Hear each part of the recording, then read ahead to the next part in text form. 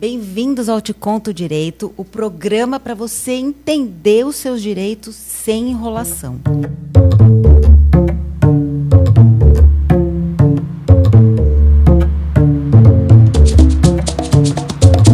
Doutora, a gente sentiu medo, você percebeu que você está se sentindo perseguida, o que você faz?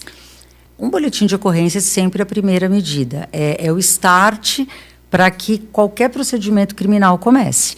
Então, se você não procura um advogado, você vai lá na internet, você coloca lá boletim de ocorrência eletrônico. Aí vem lá um formulário muito simples, muito didático.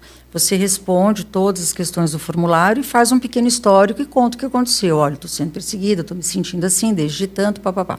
Coloca os seus dados, o seu endereço. Esse boletim eletrônico, ele vai para uma central de boletins, onde tem lá um delegado, uma pessoa, um perito nisso, ele analisa, ele fala, não, isso aqui realmente é crime.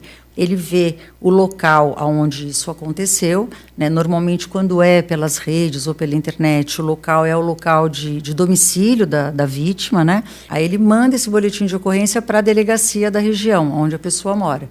E aí, nessa delegacia, a vítima precisa comparecer para representar contra o ofensor. Porque o boletim de ocorrência ele é uma declaração unilateral da vontade. Você pode contar o que você quiser, você pode aumentar, você pode diminuir, você pode fazer o que você quiser, né? A partir dele é que a polícia investiga. Mas tem muitas coisas que as pessoas escrevem porque elas acham que é crime. Não basta ela fazer o BO, ela precisa fazer, é um termo, ela assina um termo dizendo, vim aqui representar. Quanto tempo demora para você ser chamada na delegacia, para isso realmente ter uma proteção de verdade? Bom, o exemplo que eu te dei foi um boletim de ocorrência eletrônico, né? Então, se a pessoa opta pelo boletim de ocorrência eletrônico, hoje em dia, eu acredito que em 24, 48 horas do momento que ela faz o boletim, ela já recebe o comunicado, estou falando isso aqui em São Paulo, ela já recebe o comunicado dizendo, olha, aceitei, é realmente crime, estou mandando para a delegacia da área. Né? Então, esse é um cenário. Rápido. É rápido, é muito rápido. O outro cenário, ela não faz o boletim de ocorrência eletrônico, ela vai até a delegacia. Né? Então, eu até oriento, né? Se a pessoa realmente está com um medo, e é um medo muito iminente, é algo que realmente ela está com aquele medo assim, que agora. Ela está sentindo, né? Que alguma coisa vai acontecer. Agora, ela vai pessoalmente. É sempre melhor pessoalmente. Quando ela vai pessoalmente, ela acaba eliminando algumas formalidades, né? E ela vai conversar, e o delegado vai recebê-la, e ela vai dizer, olha, eu estou com muito medo, né? E precisa ser feito alguma coisa.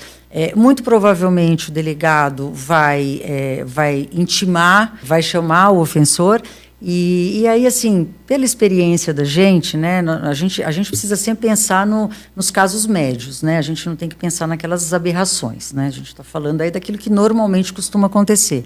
A hora que o ofensor recebe uma intimação da delegacia de polícia, ele acaba dando uma paradinha, ele pensa, ele contrata um advogado. Presta atenção. Presta atenção, exatamente. Inclusive, é uma coisa que a gente tem feito muito e tem dado muito resultado.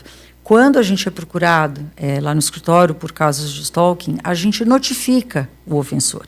A gente manda uma notificaçãozinha muito simples, dizendo o seguinte, olha, eu sou advogado aqui do fulano de tal está se sentindo ameaçado, está se sentindo perseguido, perseguição é crime, artigo tal, pena de tanto, então, por favor, estou pedindo que você se abstenha de praticar tais atos sob pena de tomar as medidas judiciais cabíveis. Ou seja, simplesmente pare. Pare.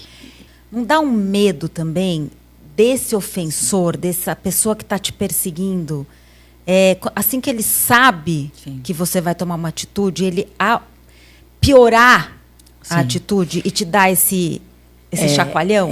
Isso é aquela velha história, né? As pessoas que são vitimadas por esse tipo de crime, né? Elas sempre têm um receio de que uma atitude mais positiva, né? Ela acabe piorando a história, né? Quer dizer, o agressor fique mais bravo ainda e vá para cima. E é por isso que a gente tem um negócio que se chama medida protetiva. Né? Não sei se você já ouviu falar, as medidas protetivas que a gente ouve muito falar em crimes contra a mulher, você pode pedir uma medida protetiva também nos casos de stalking. Então, o delegado representa ao juiz, porque é só o juiz que dá a medida protetiva. Então, ele diz o seguinte: olha, o caso aqui é sério, né? A vítima tem um medo real, né? E então ela precisa da protetiva. E aí, só fazendo um parênteses que eu acho muito importante, quando você faz o boletim de ocorrência eletrônico, você não pode juntar nenhum documento. Você só conta o que aconteceu. A hora que ele é registrado, a hora que isso está fisicamente, embora seja eletrônico, mas ele precisa estar lá no papel em cima da mesa do delegado, né? A hora que ele está fisicamente na delegacia, você vai até a delegacia e você leva o material que você tem. Então, você leva print, você leva e-mail, você leva mensagem de WhatsApp, tudo que você tiver vai ser juntado nesse inquérito, vai ser instaurado um inquérito, e aí você dá mais elementos para o delegado pedir para o juiz uma protetiva. E aí o juiz diz o seguinte: olha, se você, fulano de tal, se aproximar 300 metros da pessoa, você vai ser preso. Que você comentou, é bom ir com o advogado. A gente acha também. Mas e se a pessoa não tem? Como é que ela faz? Então, a gente tem alguns serviços, né, aqui em São Paulo, que o principal deles é a Defensoria Pública, né? Então, qualquer cidadão tem direito a ter um advogado. Então, a pessoa pode ir na Defensoria, que em São Paulo fica lá na Avenida Liberdade, número 32. Eu inclusive, fiz estágio na Defensoria, mas é um serviço muito bacana. Os defensores são advogados fantásticos, né? A gente precisa aí dar vários vivas a essas pessoas, porque eles têm pouquíssimos recursos e eles trabalham muito bem com aquilo que eles têm. Então, pelo menos uma orientação naquele momento inicial, a defensoria te dá essa orientação. A gente tem também centros acadêmicos de faculdades, né, de direito, que também tem um serviço de assistência judiciária gratuita. A OAB também tem alguns canais que você pode pedir ajuda.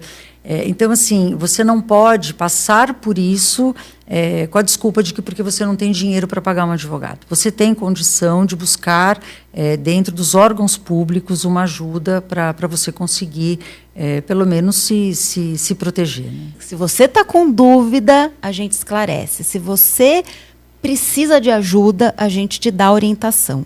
Porque no Te Conto Direito, a gente te conta tudo. Eu amei, Simone. Até a próxima. Querida. Muito obrigada pelo convite.